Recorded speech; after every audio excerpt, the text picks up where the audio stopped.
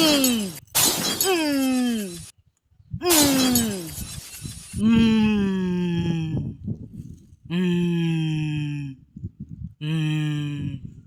ងប្អូនមានឃើញអីនៅពីក្រោយខ្ញុំទេនេះថ្ងៃនេះខ្ញុំបាទមកជីកកូនណាំយ៉ាន់ទីពីវាដើមដើម្បីយកទៅបណ្ដុះវាក្នុងថង់ដើម្បីបំបែកដាំវាក្រោយផ្ទះព្រោះអាដើមយ៉ាន់ទីនេះវាធំហើយអញ្ចឹងដឹងវាងាប់ថ្ងៃណាទេអញ្ចឹងយើងត្រូវតែដាំកូនវាជាបន្តតែប្រភេទចន្ទីខ្ញុំមិនមែនចន្ទីគីឡូដូចគេទេគឺចន្ទីធម្មតាក្របទុយល្មមនេះដោះមកអញ្ចឹងយើងត្រូវជីកវាយកទៅសាកប្រកាត់ពូជទឿអញ្ចឹងណាបងប្អូនសាកយកមើលខ្ញុំសាកទៅបានផលខ្ញុំប្រាប់បើបានផលខ្ញុំនឹងប្រាប់ដែរប្រាប់ថាបានផលឥឡូវបងប្អូនទស្សនាខ្ញុំជីកកោះវាដើម្បីយកទៅដាក់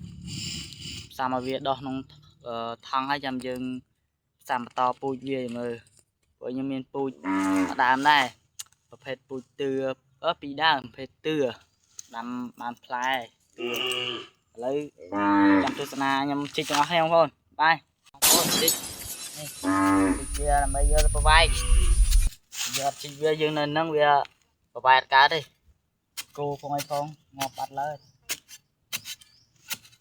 ខ្ញុំបងប្អូនទស្សនាទាំងអស់គ្នានេះហើយបើខុសឆ្គងត្រង់ណាសូមប្រាប់ផងបងប្អូនកុំប្រកែប្រកាន់អីខុសឆ្គងត្រង់ណាកុំប្រកែប្រកាន់ជួយប្រាប់កែតម្រូវខ្ញុំបាទផងព្រោះអត់ដែរផ្សាអត់ដែរអីទេអានេះចេះកោះទៅព្រោះខែនឹងខែភាសាដែរ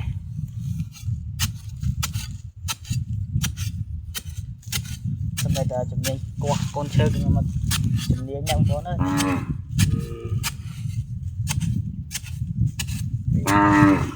ចាំមើលតាមប្រកាត់ពូជ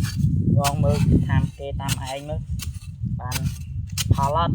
បានផលចឹងខ្ញុំចេញវីដេអូប្រាប់បងប្អូនហើយជាមួយខ្ញុំចេញវីដេអូរបៀបផ្សាំទៀតបងប្អូនខ្ញុំផ្សាំមើលវាខុសឆ្គងត្រង់ណាខ្លះដើម្បីឲ្យបងប្អូនជួយកែតម្រូវខ្ញុំណាត្រូវគឺខុសដោះឬមិនដោះតែពេលវាចាប់ឬក្នុងថង់ហើយចឹងខ្ញុំធ្វើវីដេអូកាត់មេផ្សាំវា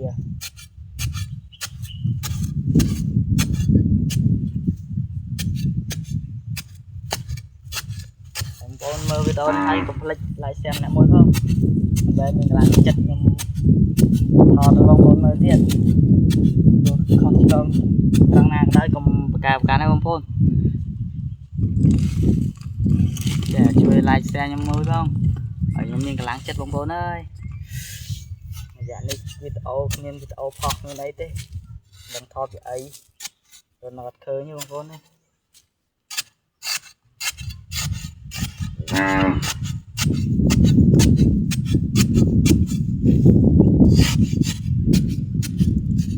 ងកុំកាត់កាន់បងប្អូនអើយអត់ចេះទេនេះជីកមកដល់ណា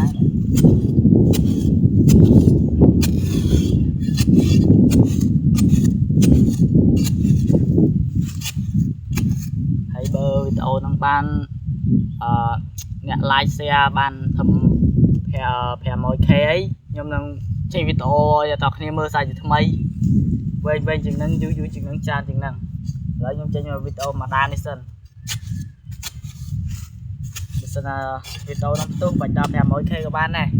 ធំ 10k like share ក៏បានដែរបងប្អូនជួយ like share សម្រាប់មួយផងណាឡៃបងប្អូនក្រៅទៀតមិនចេះចូលបងប្អូនដំណឹងសិននេះបងប្អូននេះហើយនេះដាក់ក្នុងថង់នេះហើយនេះបណ្ដាវានេះកាត់ចោលវែងបងប្អូននេះធំជាងគេនេះហើយឥឡូវមើលពីដើមទៀតនោះអានេះចាំចេញពាក់ពីដើមនេះជាប់គ្នាហ្មងមកប៉ាវាទូចសួរជីកទេនេះវាធំជាងគេបាក់ជីកទីវយឬវារៀងធ្វើដែរអញ្ចឹងបាក់យកដីរៀងធំបាក់អីចឹងបងប្អូនអញ្ចឹងវីដេអូហ្នឹងចាំមើលវគ្គតបងប្អូនវគ្គ1ចប់ហើយបាយបងប្អូនមើលវគ្គទី2